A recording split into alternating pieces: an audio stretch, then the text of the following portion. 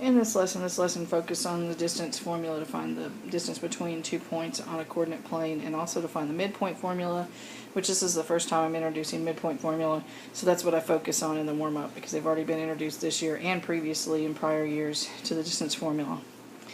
And so the midpoint formula I talk about, well, it's just taking the average of the two x's and dividing by 2 of the two endpoints, and taking the average of the y values and dividing by 2 to find the average of the y coordinates of the endpoints. And so I showed that and end up with the midpoint of from your house to the school, which we have labeled on the graph, is at 1/2 and 3/2, which I labeled on the graph as capital M. Talk about the importance of using capital M instead of lowercase m, because lowercase m represents slope. And then in the second part of the warm-up, which I'm trying to get students to apply more math practices and multi-step problems and being able to persevere through those problems and reason of why they're doing what they're doing with math practice 2.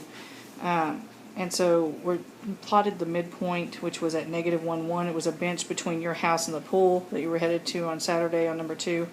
And halfway to the pool from your house is the bench where you can take a break. It's at -1, 1. Where's the pool located? So it's asking for the other endpoint. So we can use the formula, midpoint formula, but you have to think about what parts of the formula that you actually have, because you actually have the answer, or the midpoint, which is that x1, that xy for that midpoint that you actually solved for in the first problem. It's actually given in this problem. And so you have -1. I'm going to look at these two parts separately.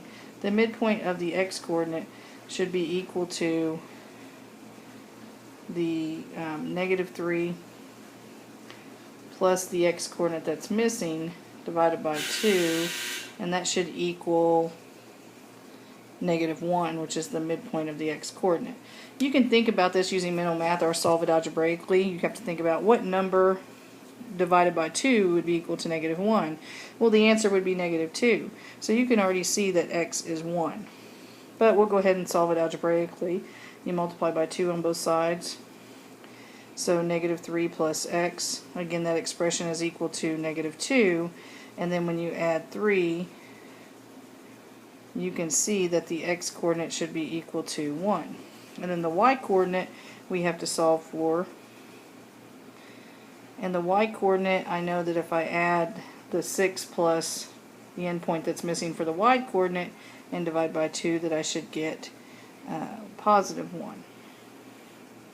And so you think to yourself, well, the expression 6 plus y, if you use mental math, what number divided by 2 would be equal to 1? Well, the answer would be 2 divided by 2 would be equal to 1. So y must be -4.